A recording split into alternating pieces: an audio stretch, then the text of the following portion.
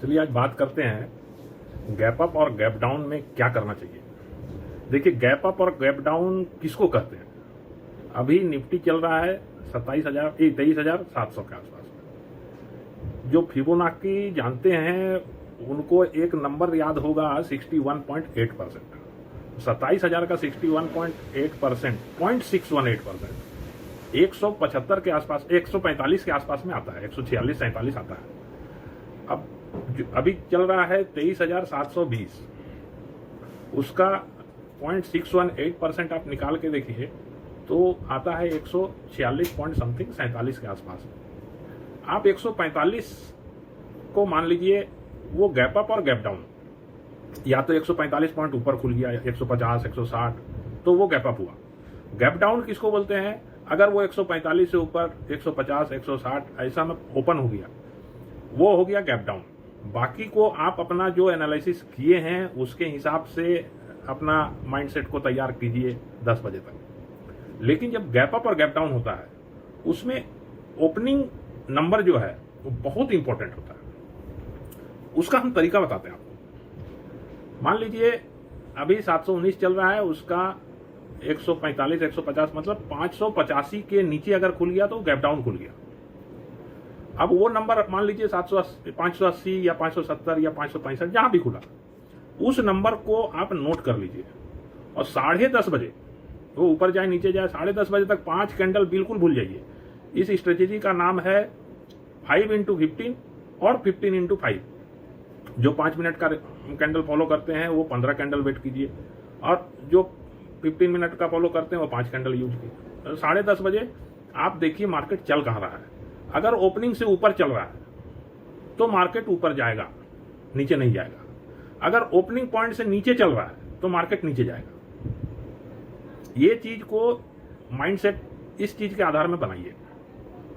10:30 बजे तक आप मार्केट छोड़ दिए, मान लीजिए जिस पॉइंट में भी खुला, आज 719 है, 860 के आसपास में ओपनिंग होता है मान लीजिए अगर ऊपर जाना है तो।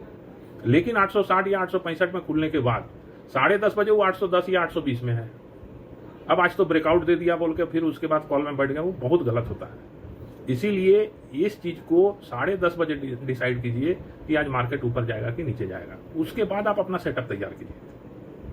सेटअप तैयार करने का क्या है कि 15 मिनट का एक कैंडल देखिए, जो आपको लगे कि अब ये नीचे जाएगा, ये कंफर्म हो गया, जो भी आपको लगे उस समय उस कैंडल का लो को आप स्टॉप लॉस सीधा सीधी डिफाइन कर दिए, और स्टॉप लॉस के 5 या 7 पॉइंट ऊपर या 10 पॉइंट मैक्सिमम उस नंबर में आप ऑर्डर प्लेस कर दीजिए। वो आएगा, ऐसा नहीं है कि वो ब्रेकआउट दे दिया तो वो आएगा नहीं। 50 पॉइंट, 25 पॉइंट, 40 पॉइंट का 15 मिनट का कैंडल है तो पता नहीं मेरे से छूट गया, घुस जाओ, वो जल्दबाजी कभी मत कीजिए। उस ब्रेकआउट कैंडल का लो जो कल भी हम आप लोग को सिखाए हैं कि वो होता है स्टॉप लॉस कैंडल। वो ब्रेकआउट कैंडल मतलब ये नहीं होता है कि अब यहां से ऊपर जाएगा। कल का एग्जाम्पल हम आप लोग को बताते हैं। कल ना गैप अप खुला था ना गैप डाउन खुला था, 15-20 पॉइंट 10 पॉइंट ऊपर नीचे ऐसे ही खुला था, ऊपर जा रहा था। पूरा माइंड सेट चला गया कि आज कॉल ही है, पुट का तो सवाल ही नहीं है। 15 मिनट का ग्रीन कैंडल बन गया, सब चीज हो गया। हम आप लोग को बताए थे कि 811 एक पॉइंट है, उसके ऊपर ही कॉल लेंगे, नहीं तो नहीं लेंगे। आप अगर 15 मिनट का कैंडल देखें तो एक कैंडल 811 के ऊपर बंद हुआ और कोई कैंडल बंद नहीं हुआ, एक कैंडल बंद हुआ, उसका नीचे हो गया स्टॉप लॉस। ठीक है। एक आप लोग टीवी में भी सुने होंगे या जो शेयर मार्केट को जानते हैं, कंफर्मेशन। एक कंफर्मेशन कैंडल होता है। उस 15 मिनट का टॉप जो था वो 835 था।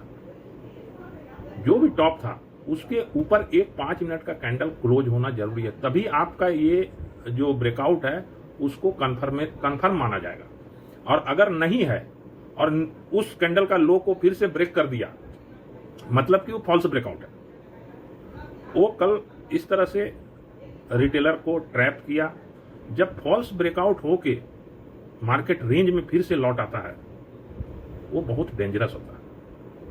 और इतना याद रखिए, जो गिफ्ट निफ्टी हम देख रहे हैं, कल का वीडियो में पूरा डिटेल बताएंगे, और जो क्रिप्टो करेंसी का क्रैश देख रहे हैं, हमको आगे बहुत बड़ा गड्ढा नजर आ रहा है।